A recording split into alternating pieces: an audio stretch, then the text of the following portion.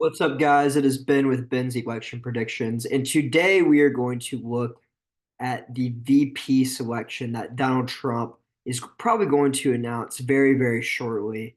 There's been a lot of reporting coming out that Trump says he's actually picked his vice president already, but this is not made public yet. And NBC says, it could come as early as this week. I'm recording this right before the debate on June 27th, but we could already know by now. But I still don't think it's likely to come out this week. I think, it'll probably come out a couple weeks before the election. There might be some weeks, but I want to go into a full analysis of who I think it is, because I really only think it could be two people here.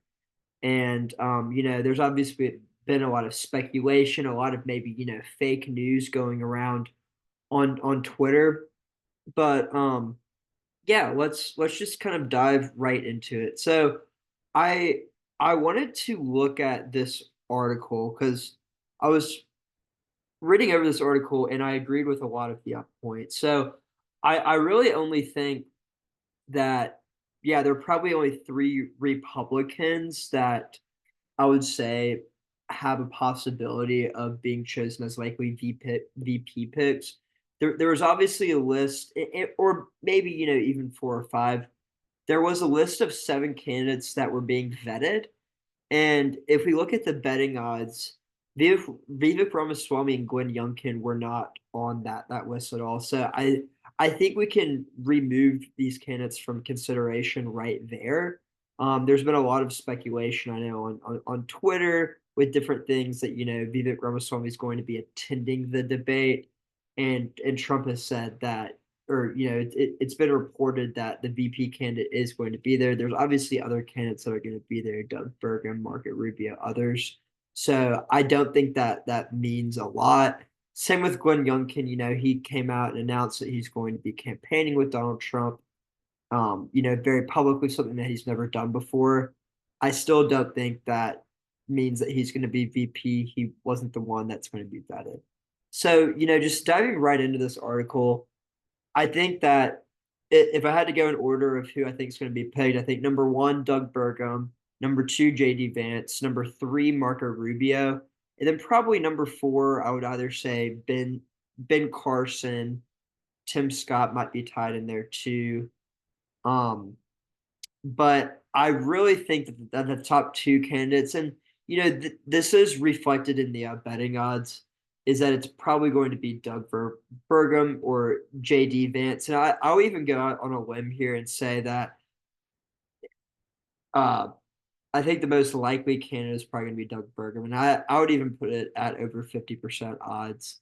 And let me kind of tell you some of the reasons why. And also one caveat: I know the odds are going to be very different from when this video comes out than late on Wednesday night when I'm making this video. But I think that a top reason why I think Doug Burgum is going to be chosen, I think he is the safest pick. So if we look back at the 2016 campaign, despite all the craziness and chaos and the inexperience that the Trump campaign was having, Trump went with, what was kind of perceived as the safest pick or the most electorally advantaged pick.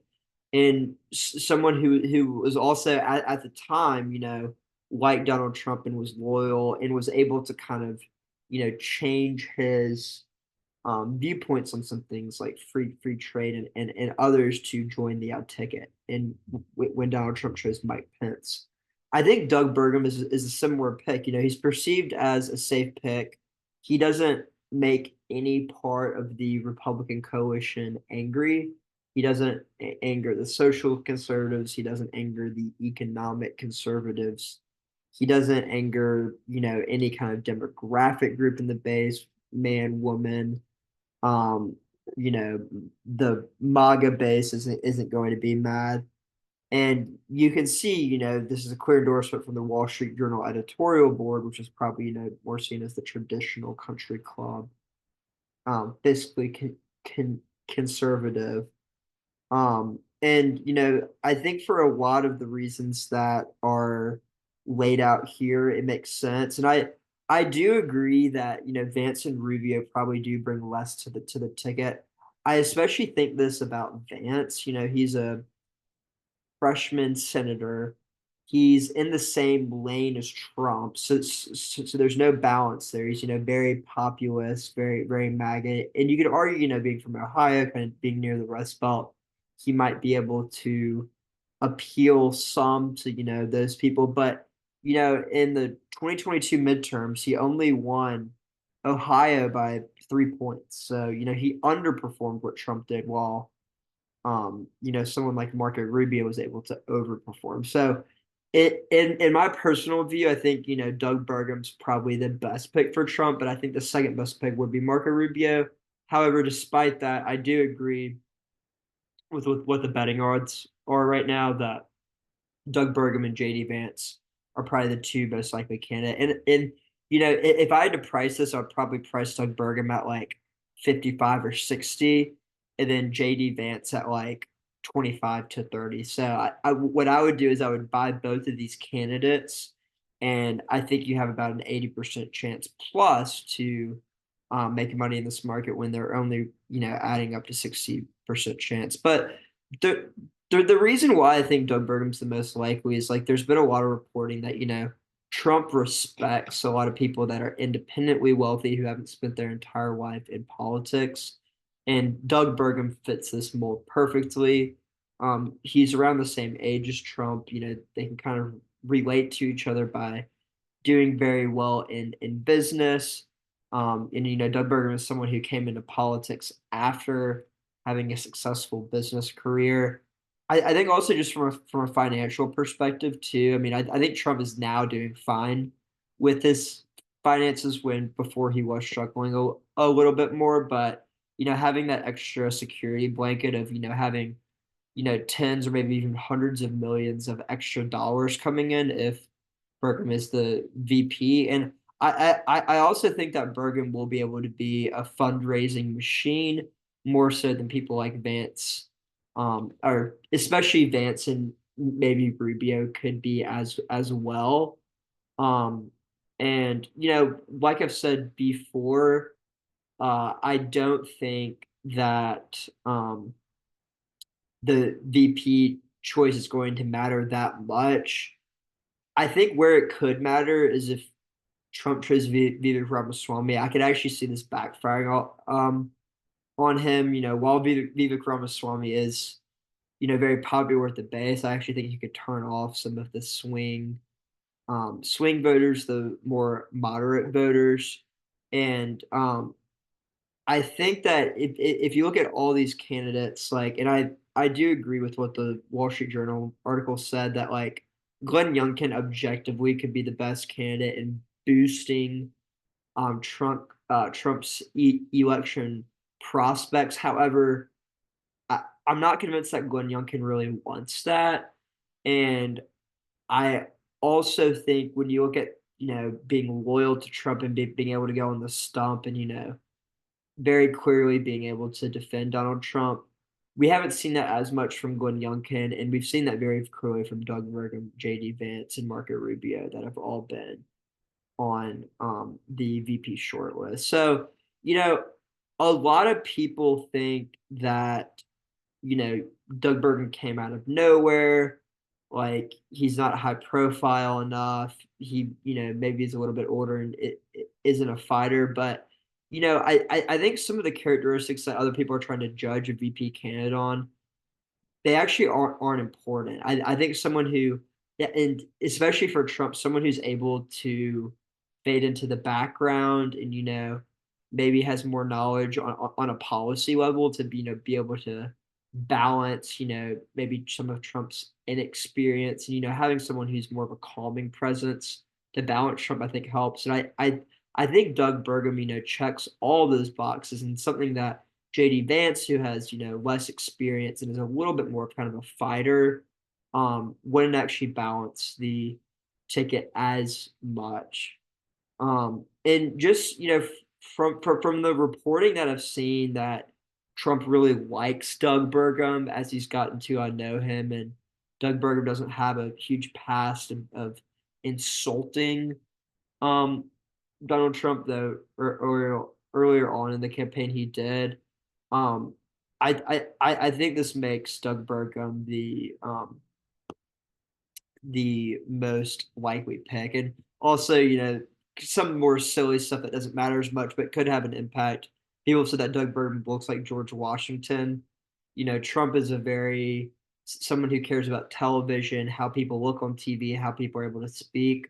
Doug Burgum has been able to check those boxes on appearance and being very articulate when he speaks. Also, his people have been saying that his wife being attractive helps too.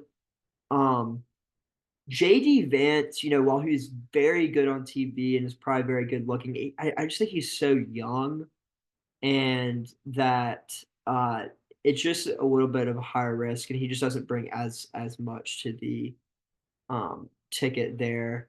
And but the reason why I think it is possible is because I do think Trump likes JD Vance a lot, and like clearly even JD Vance saying that he'll be disappointed if Trump doesn't pick him for VP. This might be kind of putting a little bit of pressure on Trump, being like because he likes to please people, but um, it is obvious that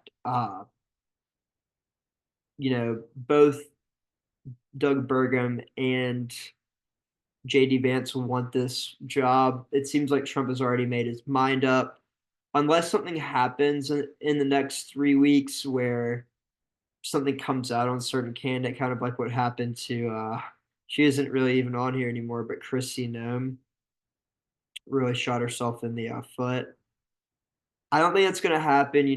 There might be some oppo research, but I doubt anything's going to come out. It's been pretty clear who the VP potential candidates are. Doesn't seem like Doug Burgum has a lot of skeletons in his closet. J.D. Vance has been very, very critical of Donald Trump, even calling him America's Hitler back in 2016. So if those things come out and are, really um, unearthed and shown a lot, that could hurt his chances. But right now, if I was a betting man, I'd put my money on Doug Burgum. And personally, from a view on like what impact this has, I don't think it helps Trump a ton, but it doesn't hurt him. And I think if I had to go through hurt versus help, I'd probably say it helps him just slightly.